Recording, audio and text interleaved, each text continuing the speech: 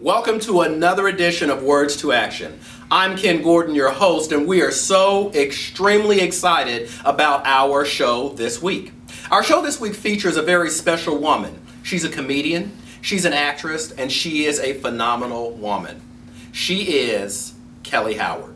I encourage each and every one of you to gather up all your friends and come sit down for an hour with an awesome comedian. We're going to laugh a little, we're going to cry a lot, but we're going to learn a lot as well.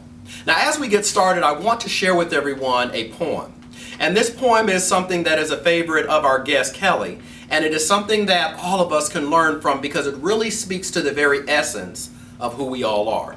Let me read this for you. Our deepest fear is not that we are inadequate. Our deepest fear is that we are powerful beyond measure. It is our light and not our darkness that frightens us most. We ask ourselves, who am I? Who am I to be brilliant, to be gorgeous, to be fabulous, to be talented? Actually, who are you not to be? You are a child of God. Your playing small does not serve the world.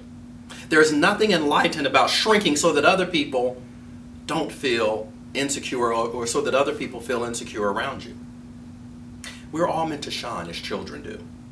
We were born to make manifest the glory of God that is within each and every one of us. It's not just in some of us, rather it's in each and every one of us. And as we let our light shine, we unconsciously give other people permission to do the same. As we are liberated from our own fear, our presence automatically liberates others. That is from Marianne Williamson, and it's from a poem called A Return to Love. Some of you have heard it from Nelson Mandela, and still others of you heard it from a movie called Coach Carter with Samuel L. Jackson. That is an inspiration to our guest. Our guest is someone that we're going to have a lot of fun with. But before we bring her on, here's just a little bit about the work that she's done. What's up, man? Yo! Hey, we're just in the neighborhood. Got some good news. Got some good news. Your boy just popped the question. Yo! Yeah, we getting married, man. No! You know, I have to tell my best friend.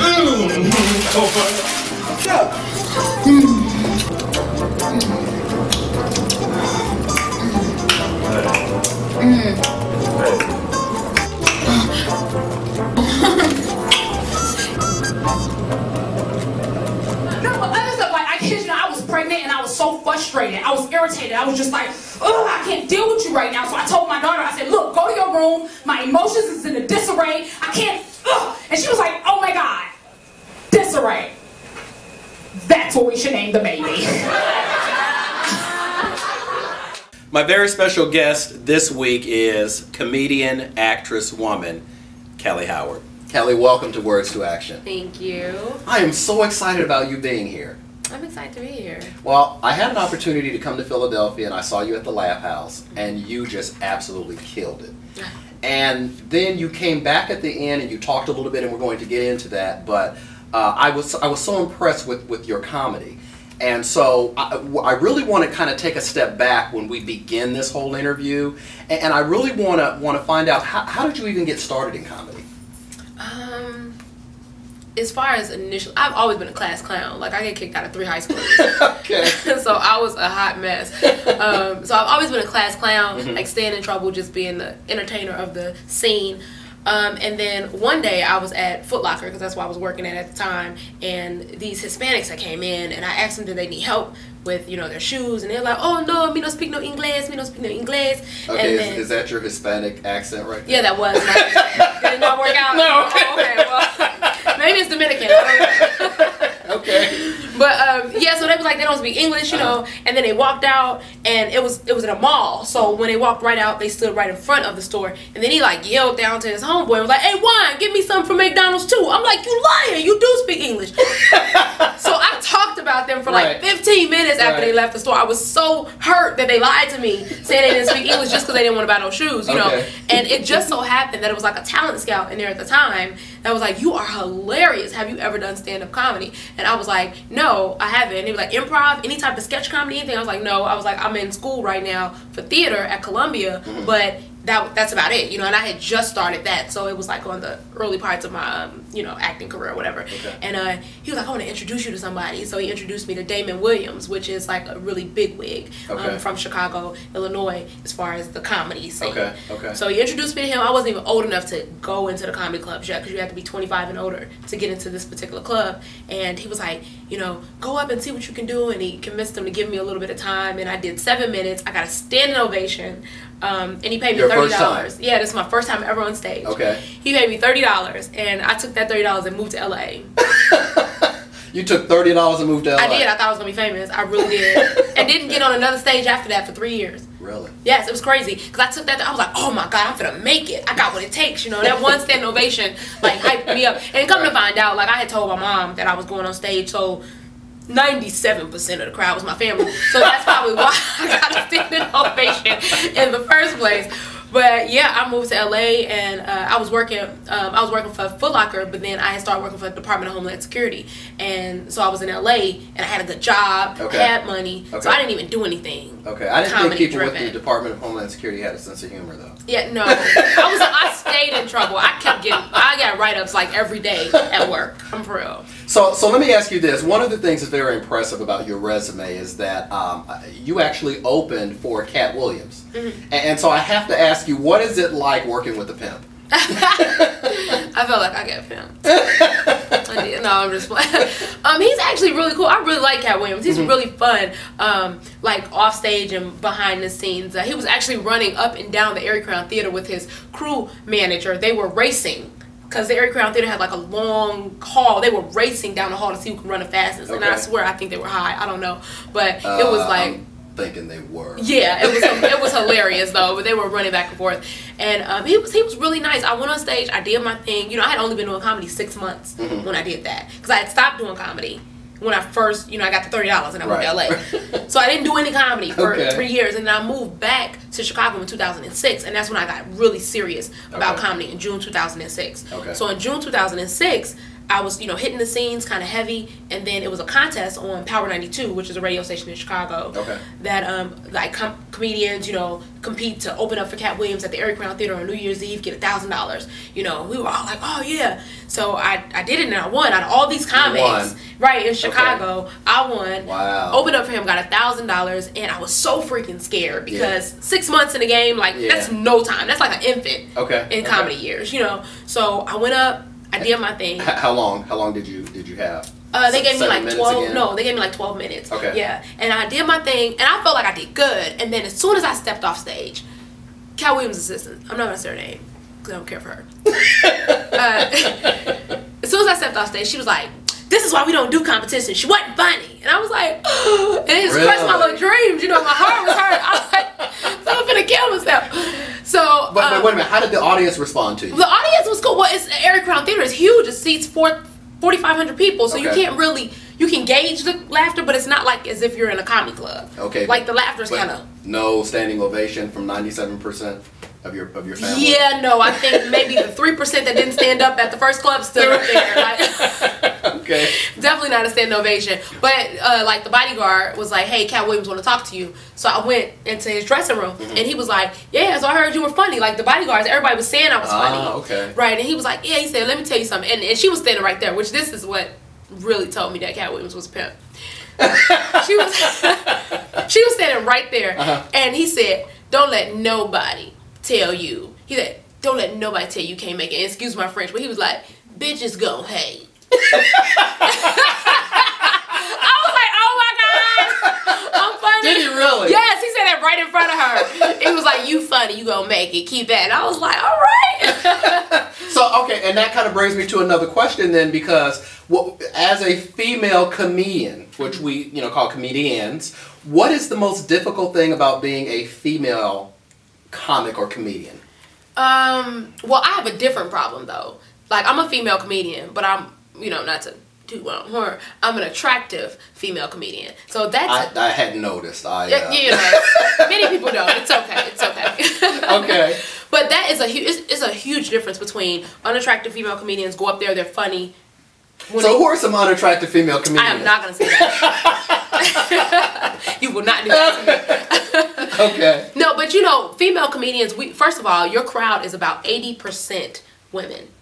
So the crowd in a comedy club is about 80% women. Okay. Right? About 75% of those women that are there are not comfortable with how they look or how they, you know, their weight, you know, their hair, their makeup, whatever. Okay. They're not comfortable with themselves. Okay. So you going on stage being a very attractive female, they're already judging you by the time you get to the stage. Okay. You know? So when you get up there and you say something that may be funny, they're not trying to laugh. They're like, shh, she thinks she funny. I love almost cute self. You know? They judging you. Right. So I noticed that when I first started getting on stage, I would have to say something about me first to be like, man, you know, I had a you know, yeast infection this week or something, you know, something ridiculous, right, to get them to be like, she get yeast infections too, you know, right, and to be cool with me. It was ridiculous. So I mean, it happens with attractive females where we don't kind of get the same respect as unattractive females, you know. But also being a female in the game, we have this expectation of being raunchy and nasty from the crowd. They like, oh, we already know what she's going to talk about before she even gets up here. So we have that problem. Then we have the men. But don't you have some female comedians who go down that road and that's what they give them? Yeah, it is a lot. It is a lot of female comedians. And is that they give them that because that's what they're expected to give them and not necessarily who they are? Some of them like that. Okay. Some of them are, you know, they get around. They had a lot of fun with a lot of comedians. No, but some, I think too, it's a comfort zone. When you first, you know what's going to get laughs. So like when I first started doing comedy, I was very vulgar, not necessarily sex driven, but maybe a lot of curse words because I was raised in Harvey, Illinois, 147th and Loomis, right there by the Huddle, you know what I'm saying? Harvey, you know, Chico sticks to oatmeal pies. Anyway, but I was raised in the hood, so I had a hood mentality. So when I got on stage, you know, I was very comfortable with saying B-I-T-C-H or F-U, blah, blah, blah. And, you know, I was very comfortable with that. So that made me get over that fright of being on stage. You know, so sometimes women, when they get on stage and they talk about certain things, it's strictly for comfort. So how do you pick your material? Now, at this point in my career, I pick it more so from my children and my life and my experiences. Like a lot of this conversation is going to be in my next set. You know what I mean? Like so let me interrupt you for a second because I want to ask you about how you actually narrow that large universe of information down into just here's what I deliver on the stage. Well, with my comedy, like, you know, I have my children and then I have my fiance and then I have just life in general, and I try to teeter through and figure out what I think is more relatable to a lot of people, you know. And I do have jokes that I know that nobody will get, and I talk about those too, and I just put it in a perspective where you get it because I explain it so well. But as far as like my children and certain aspects of what they do, I'm able to, like, you know, push that into this ball of energy and give it to the crowd where they can relate and say, oh, my daughter does that, or oh, I've been in that situation. So that's kind of how I gauge what, you know. But now here lately, just in the last couple months, I've really taken a turnaround in how I my information and where I get my information from. So I've been doing like a lot of seminars, I've been watching a lot of comedy, I've been reading a lot more. So I've changed a lot of the way I think about comedy, and I'm So to that end, and it actually brings me perfectly into what I want to ask you about, and that is recently Chris Rock was criticized about some comments he made about President Barack Obama, relating him to the zebra from Madagascar 3. How do you feel? Do you feel comics or comedians should wade into political or social issues? Should they mess with those or should they stay away from them? What are your thoughts on that? You know how a lot of different industries have all these different rules and regulations. Like, you know, if you work for the government, you can't do this, you can't do that. If you're a police officer, you can't wear earrings longer than this. You have to have your hair pulled up to this point. There's only one rule in comedy. Be funny. Period. That's it. That's it. That's the only rule. Okay, so let's talk about Kelly's rules. Does Kelly venture into politics or social issues?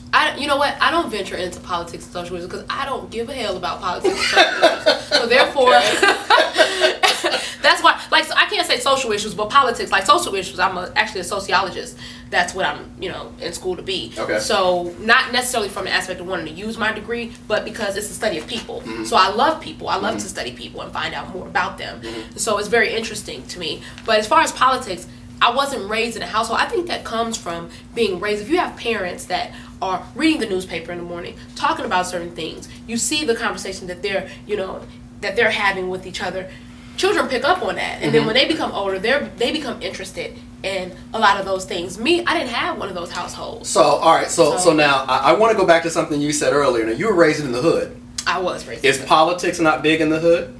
Probably, but we maybe a lot of politics, a lot of the things that the politics of the hood, should I say, like the people that are fighting for our rights aren't necessarily right in the hood with us, though. Right. If you think about it, everybody that wants better for the hood are on the outskirts of the hood, saying that we should help. But when you were coming along, do you remember from your memory, from your consciousness, do you remember a lot of talk about politics and going out and voting and no? Where? Where are we talking about? In the hood. In the hood? No, and definitely not in my house. Like, no, I was the only kid, not only kid, but I was the only kid in my house. And I had like 19 cousins that lived with us. And my grandma, and then I thought I lived with my daddy for a long time, but come to find out I lived with my grandma, and my daddy lived with my grandma too. So, like, my daddy was there, and there was a lot of people in the house. And I just we never talked about that. I kind of played by myself. I played with my friend that lived in a broom closet. Like, I'm serious, my imaginary friend. Like, that was my life. Okay, it was an imaginary one. It was. I think somebody didn't actually live in there. I think she did live it. I really believe that it was a person in there. I believe in ghosts. Do you believe in? That's a whole nother segment. Look. Anyways, no, I'm serious. I don't think it was never taught to me just like reading. When kids love to read, it's because their parents read to them, or and they develop a love for it. But when you don't have anybody that's reading to you or anybody that's talking to you about these things, you don't develop a love for it. So when you grow up, you kind of feel, if that's the thing that you're trying to get into now, you kind of feel lost in it. Like, starting to read now has been a task for me. I have to force myself to sit down and read because I don't have a love for reading, but I need to read doing what I do. I tell you something that's very interesting, and I think it's interesting that you bring this up. I tell people a lot of times that in the African American community, we are not indoctrinated from a young age into politics. We're just not. Nope. Forget about whether it's the hood or the suburbs. That's not what we do.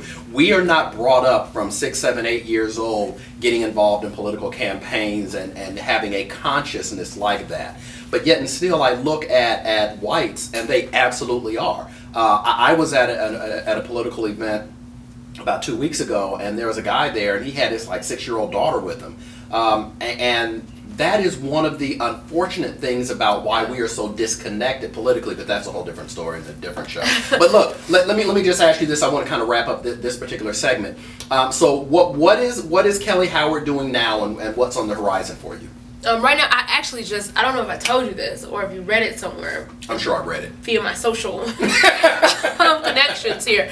But Oprah's network just picked up our Chicago comedy project. It was a reality show. Really? Yeah, it was a reality show in Chicago. And we did the pilot, we did a little spoof part of it or whatever, a couple minutes to try to shop it. And then Sony picked it up for distribution, and then OWN picked it up to actually put it on TV. So we're going to do a 1-hour pilot series, and then once they pick up the pilot or like the pilot, then we'll go forth with a full-blown series. So I'm really excited. So do you want to give the audience a hint about what it's about? Sure. Okay, all right. It's just basically comics, our real life, what we go. People see us and we get on stage and we're funny, but they don't know that it's a lot that goes into what we do. Just in our lives in general. We deal with a lot of issues and troubles and stuff in our own lives, but we take that energy, and we turn it into something else more positive for their enjoyment. And they don't see it like that. They just see it as this person's funny or this person isn't funny. They don't see the real truth behind what we do as comedians, and that's what that show is about. It's called the Chicago Comedy Project, and it's about women, men, white, black, both spectrums, north side, south side, because in Chicago, comedy is very segregated. I noticed out here, it's not. You'll see a white, a black, a Asian, a Mexican, all on one stage. Not in Chicago. It's you got the blacks over here, and then you got the whites over there. And it very rarely commingles. So recently, with the Just for Laughs festival coming to Chicago and all that, we've been kind of touching stages in different areas, and everybody's kind of been, you know, thrown into this big melting pot. But prior to that, it wasn't like that. So this show is touching on all those different aspects of comedy. You know, and exciting. I'm really We know excited. someone on OWN Network. Yeah. Oh, all right. So look, I want to move into another area. I want to move into Kellye Howard, the actress, and I want to kind of delve a little bit into what that means for you. So Kellye, when you kind of do a look at Kellye Howard, you kind of divide yourself into the comedian, the actress, and the woman. And we're going to get into the woman part, but I want to talk a little bit about the actress part because as we saw earlier, that Doritos commercial was absolutely hilarious. and I don't want to be too personal, but I am dying to know how much it took to pay you to suck somebody's fingers. I'm like, cause she did that well. I'm sorry. Well, I had him bleach his fingers. I made him wash his hands like 15 times. I'm serious. I'm like, you need to wash them one more time. I need to see it. I actually did that for free. Really? That commercial, because the guy in the, I don't know if you, the light-skinned guy, the ones whose fingers I sucked, that's comedian Brandon Cole, B. Cole, from Chicago, the one that did I'm in Love with Crackhead on Comic View. I don't know if you guys remember that. Right. Well, yeah, so he's a really good friend of mine, you know, somebody that I kind of look up to in the comedy business, so therefore, I didn't charge him. It was kind of like we were shopping it for something anyway, so it wasn't like a huge distribution thing. So yeah, it was kind of just helping each other out. So I didn't get. I thought it was absolutely hilarious.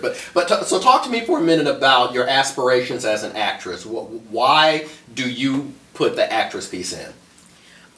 Because I just think I have something to offer in that area. Like I'm very entertaining, not just comedically entertaining, but I'm very dramatic. Ask my fiance. Like I'm very dramatic. If I want something, you know, I'm over the top. So I want that to be included in my overall package of how I'm looked at. You know, she's a phenomenal actress, you know, because I show you a different side of me. And I want to be able to live out different people's lives. Like I did a piece on Billie Holiday when I was in high school. And being able to be her for that moment was just so fascinating to me. Like I was so excited. Like, oh my God, to be able to be somebody else. And you did that when you were in high school? Yeah. Which was not very long ago for you. Not at all. And off camera you reminded me of how old I am, so all right. Yeah, the ring that says 88. Okay. College. So what is it that being an actress allows you to do that being a comedian does not? Be dramatic, I think, to an extent. Like when you're a comedian, you're expected to be funny. So that's the one rule of being a comedian is be funny. So even if it's dramatically funny, it's still funny. But being an actress, you can really touch on some deep, dark, you know, down in the gut feelings, emotions, and not worry about them coming off as being comedic. You don't have to think about it like that. You can just go straight into feeling sad or feeling you know, emotionally withdrawn from the world, or feeling suicidal, or, you know, whatever it is that you're feeling, you can have those emotions and be on camera or be on stage or theater, you know, and not feel like I have to be funny. You know, it's just a different side of the spectrum. So are you looking, so what part about acting, is it more the theater that you're interested in, or is it more television? Is it, which one of those? I think I'm more into television. Okay. But I've gotten casted more for theater. Okay. So I don't know. Whoever picks me up is what I'm more interested in, because it's all about the casting right now. Right. But I've done some commercials. I've done a few plays, you know, and I like the plays. I've done some shorts as far as films is concerned. But I do think that, you know, you expect yourself to be one way. You come off and you read your script and you're thinking that you're a great actress. You know, everybody thinks they're great at what they do. And then you look at yourself on camera and be like, I suck as an actress. I've done that before, like, oh my God, that's horrible. And I saw my acting and was like, ooh, I got some coaching to do. So I have to get there first. And everybody can't act, right? Everybody can't act. And that is proven when you see yourself like, ooh, I suck. You know, you would probably rate yourself bad. So let's talk for a second about, you talked about seeing yourself on camera. One of the things that everybody says is that when you're on camera, that it adds 10 pounds or 15 pounds. In my case, it adds like 87 or something. But one of the things I happen to know about you is that you actually were really intense and really got into the whole diet thing, and you were into juicing. Talk a little bit about that physical appearance side of you that you kind of went on a journey towards for a while. I don't think that I'm into the whole diet thing. I've always been a small frame woman, like between 120 to 145 pounds max. Okay. You know, if it wasn't around or dealing with a pregnancy. So I've always been kind of small. But recently we heard about the whole juicing thing. So me and my fiance was like, well, let's do it. You know, and we juiced for a couple days. And the first couple days you see a dramatic weight loss. So we dropped down. In the first couple of days? Yeah. Okay. I dropped down like I was 142 when I started, and we started on a Monday, and by Thursday I was like 134 or 133 or something like that. Like I had dropped like 6 or 7 pounds just like that. I was like, wow. So that aspect of it was like, man, this is something you can do when you need to really change it up real quick for those roles. Right, right. You know, then yeah. But I've never been into the whole don't eat because of, you know, I eat what I want to eat when I want to eat it, how I want to eat it, because if I'm hungry, I'm not going to starve myself. Okay. You know, and that's just my thought process on it. And I know that a lot of people emotionally deal with some weight issues, and I can't really even touch on that because I don't know what they feel. Okay. You know, I don't know what they go through. Okay. So it was really not necessarily a journey. It was just a short trip you went on. Yeah. Okay. Just, you know, I work out though. I do exercise. I will exercise. Like I'll try the P90X. I always think that I don't know what it is, but I think God messed up. I really do. Like I'm supposed to be an abusive man. I'm sure I am. I'm telling you, because the abusive part comes from how I talk to my fiance. But either way, but I like to do stuff like I fixed the sink in our house. Like the porcelain was cracked, and I like took the whole sink off and changed out the sink. And he came home one day like, you changed the bathroom sink? And I'm like, yes, because the porcelain was cracked and you left it like that. You know, and I mean, I like changed the shower head, and it was surrounded by like ceramic wall, and I like tore down the ceramic and like re-ceramic like the wall. Like I love to do stuff like that, handy dandy stuff. Okay. So I think that I'm so powerful. So I work out because I be thinking I can lift like, you know, I can bench press like 300. Like I really feel like that. I'm sure I can. In your mind, you're yes, I think that I'm like so powerful. So I want to go back for just a second because one of the things that I've got to ask you about, when I met you, you had locks, flowing locks. Locks? Locks, hair. Oh, I thought you meant like dreadlocks. I'm like, I don't have no dreadlocks in my hair. No, you had. Oh, that's old school. AA term. That's cool. That's right. All right, you had a lot of hair. How's that? Okay, that works for me. Let me put it in today's terms. All right. So you had more hair. So and you, what happened? Yeah, man, I cut off 15 inches about a month ago. Okay, actually, it's been wait a minute, 15 inches. 15 inches. It's called locks. Yeah, I don't know. When you think locks, you think dreadlocks. Okay, all right. You're dating yourself. I'm dating myself. Yeah, so that's how. You have 15 inches. Got it. All right. Yeah. You cut off 15 inches. I did. Why? I don't know. I don't know. You need a better answer than that. I don't, and I actually do a joke on stage now where I say, if you want to make drastic changes in your life, start with your nail polish. Like, don't just sit in a chair and say, do away, because it won't come back. I really have been dealing with this last week. Before when I did it, I was like, you know, hey, and I didn't care. But this last week, I've been like, Kellye, you really cut your hair. Like, what are you doing? What made you do it? I think, and I know that you want to talk about this a little bit later, but I think it had a lot to do with my daughter. Okay. And I think I've been going through a transition of trying to find out who I am, what I like, what I don't like. Okay. And it's crazy because what I've come to find out in my journey, with cutting my hair, or going out and buying this outfit, or you know, searching for a new car, or whatever, you know, all these drastic changes I've been trying to make in my life, I've realized that when I get it and I got it, 2-3 weeks go past, and guess what? I'm still not happy, and it's still not right. And that's because it doesn't start from all of the material things that I've been trying to venture out and find. It starts from within. So it's something going on in here. And let me share this with you. One of the things that perhaps you will learn when you get older, like I am, is that peace you find from within.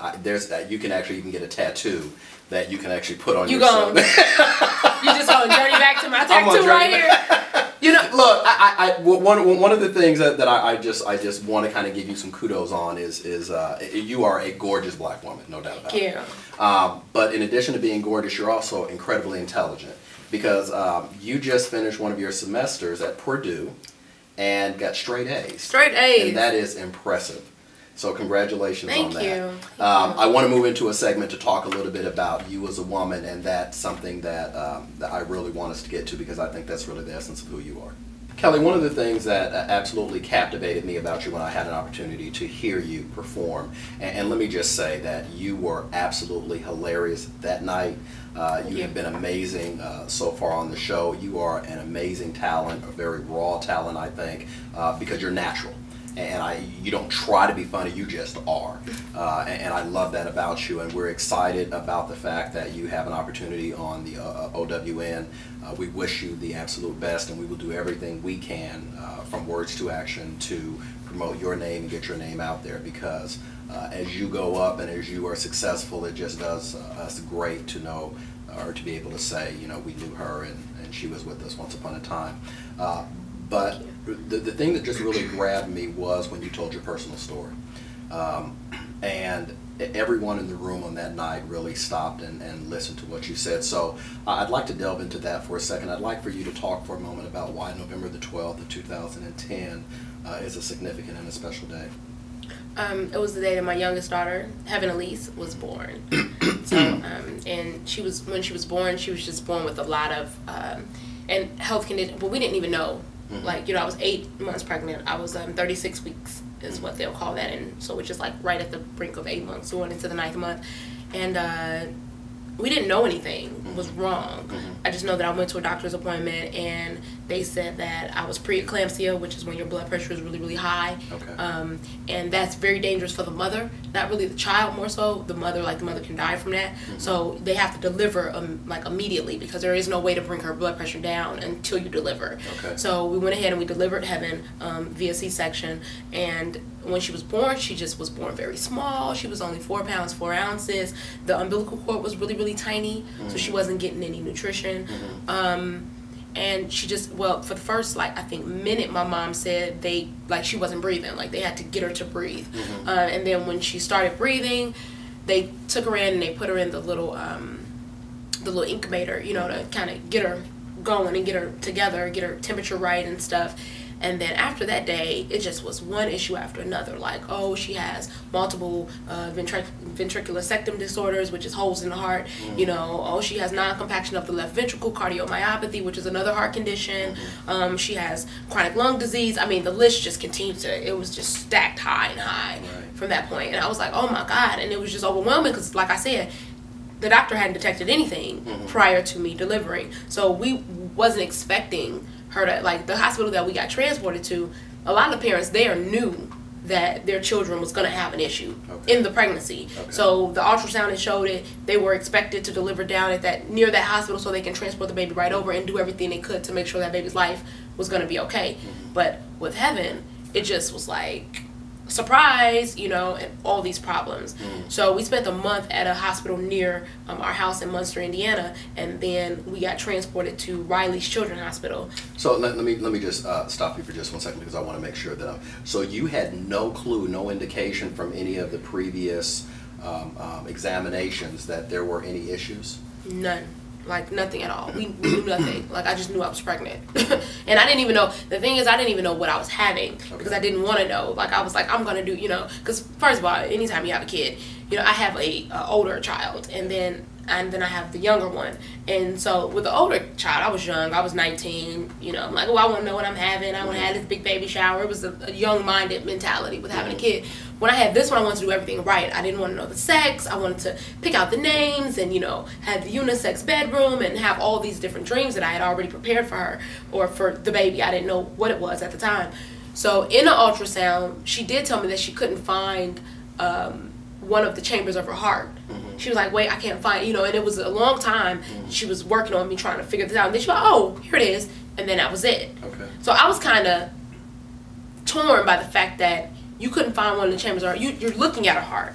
Obviously, you can't see that there's holes in there, or maybe it was too early to know if those holes would have closed on their own. I don't know what they see at that point. But for her to be born and then have all these issues, like, I was kind of upset that they hadn't figured that out.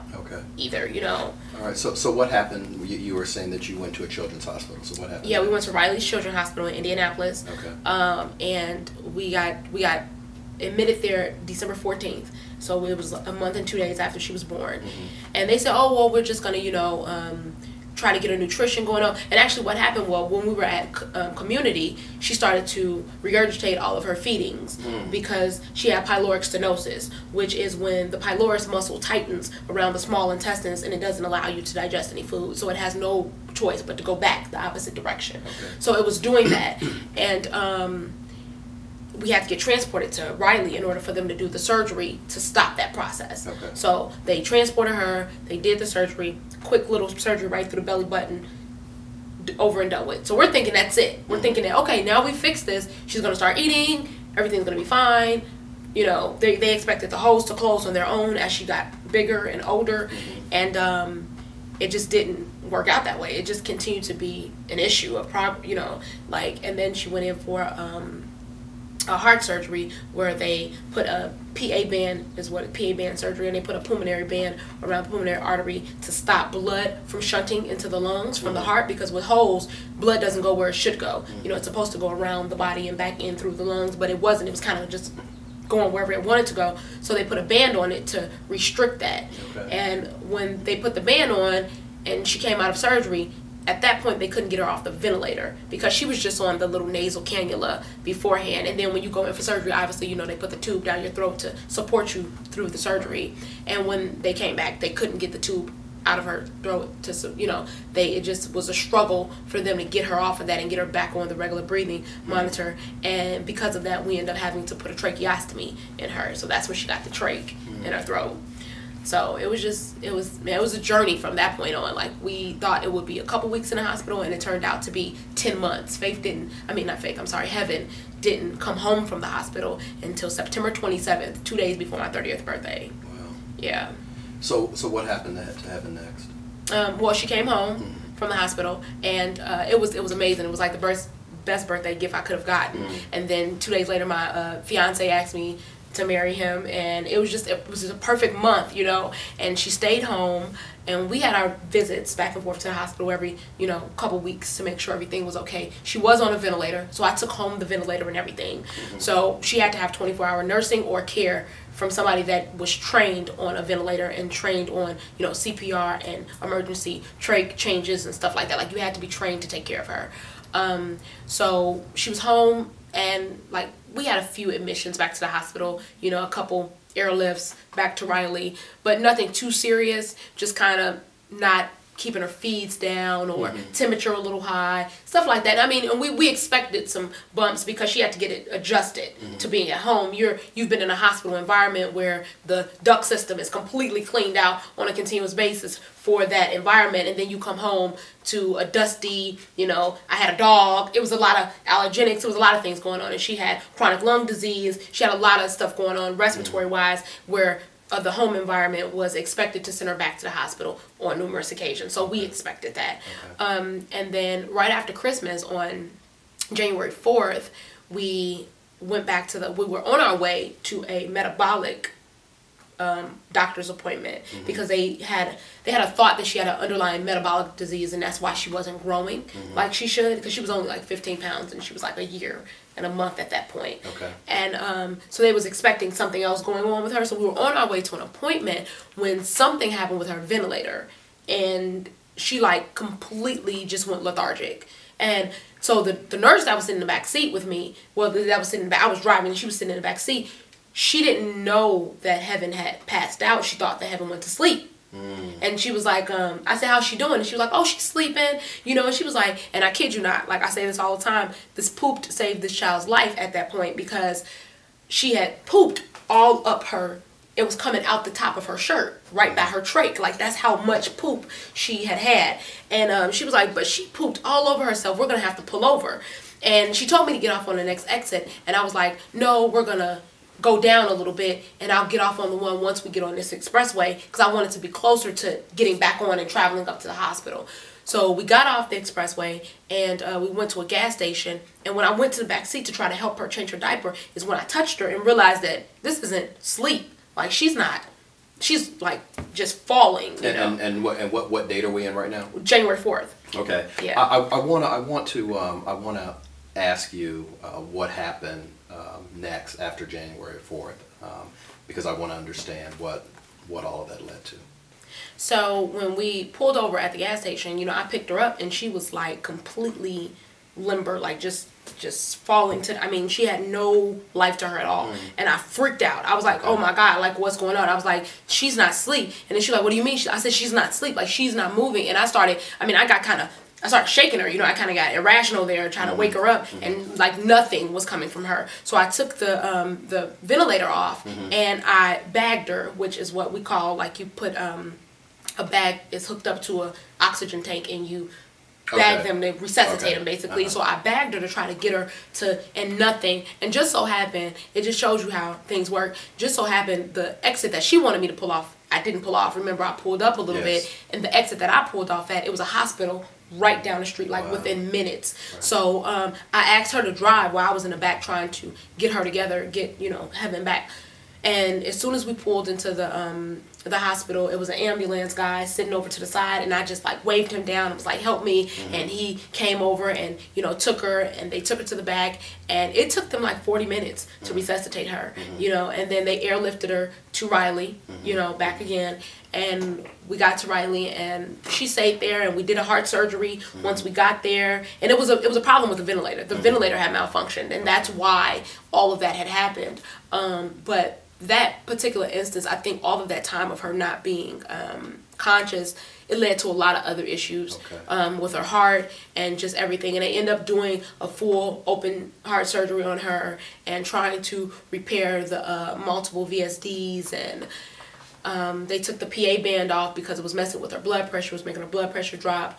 She was on all types of different Epical and metoprolol and all these different medicines trying to keep her dopamine, which I'm sure you may know, dopamine is like a drug to keep you alive, you know. So she was on that, and just after the heart surgery, we thought that was going to make all the difference, because she had the heart surgery on January 27th, and, you know, she didn't get any better after that, you know. And then one day, February 21st, the morning of February 21st, the doctors called me and was like, hey, because I went back to school, and I would go to school and then I would come back down there, and they called me and they said, hey, she hasn't used the restroom since like about 6 o'clock this morning.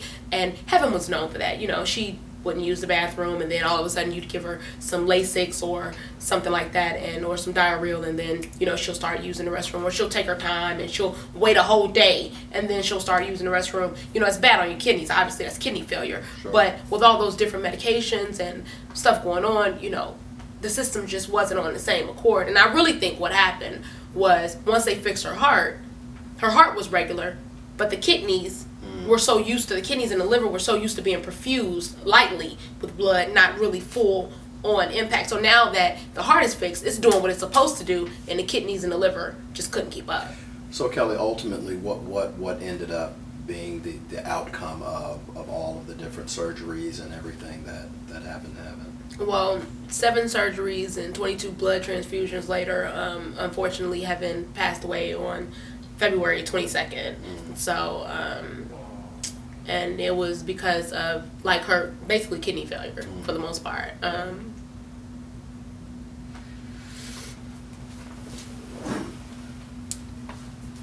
It's all right. It's still kind of hard for me to, you know, talk about it. But so, yeah, she passed away on February 22nd, and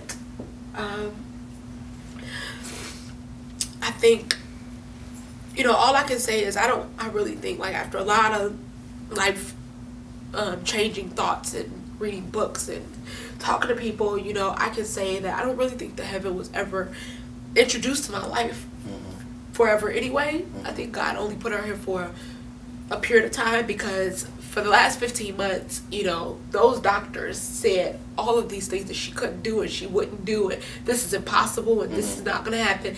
And she proved them wrong every time, you know. And so I think she was a medical miracle. You know, she changed a lot of perspectives of a lot of those doctors. And they even still talk to me today like, wow, we learned so much from her. You know, so even if she wasn't put here to change my life, which she did, she changed medical history for some of those doctors that didn't expect a lot of things to come, you know, out of that. You know, they expect her to die after 2 months, you know, and she didn't. So she was a fighter. she was a fighter. She definitely was a fighter, and you know, and she changed a lot about me. I was a very selfish. I can honestly admit and say that I was a very selfish person. You know, I was like, it was all about me. You know, I was gonna be a star. I was gonna be this. I was gonna be that. It was all about me. You couldn't tell me anything about me because I felt like I knew everything and I was that. But heaven forced me to be selfless. I had no choice. I was her advocate, you know, and I was going to do everything in my power to make sure that she was cared for properly. And so I stopped life to deal with her and to deal with her only, you know, and a lot of people suffer from that, to include my 11-year-old daughter. She suffered from that distance, but I did everything that I could to be there for heaven. And now that she's gone, that change didn't go with her. Right. You know what I mean? So I struggle even today with my selflessness. Like, I am a very selfless person. I will do things for people that I wouldn't normally even dream of doing, you know, and I think that a lot of her being here was that reason. As God said, I have more for you. I have something different from your life and you're not getting it. I've shown you in so many different ways with putting men in your life that have done you wrong and putting you in situations where you've done this and car accidents and you're still not getting it. So if I have to go this drastic to give you something so precious, for you to see the perfection in her and to change from that, then I'll do that, you know. And that's what he did. He really made me look at life on a totally different spectrum from what I've ever seen before. So Kellye, I mean, obviously, I don't know that you ever recover from something like that, but what have you utilized to help you manage and cope with and deal with that pain? Comedy. So talk for a second about your motto. You were saying my company slogan is "Laughter takes the pain away. Do yourself a favor and laugh today." And I acquired that before I even thought of having a heaven. You know what I mean? Like, I was content with my one child, Faith, and that was it.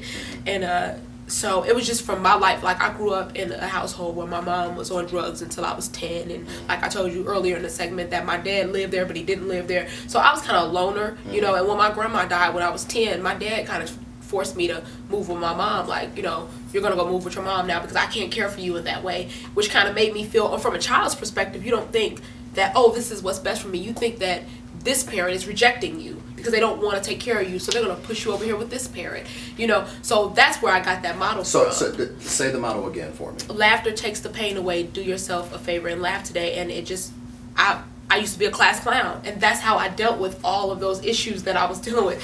You know? So another way that I think that you've tried to deal with it is Heaven's Onesie Fund. So talk for a second about exactly what that is.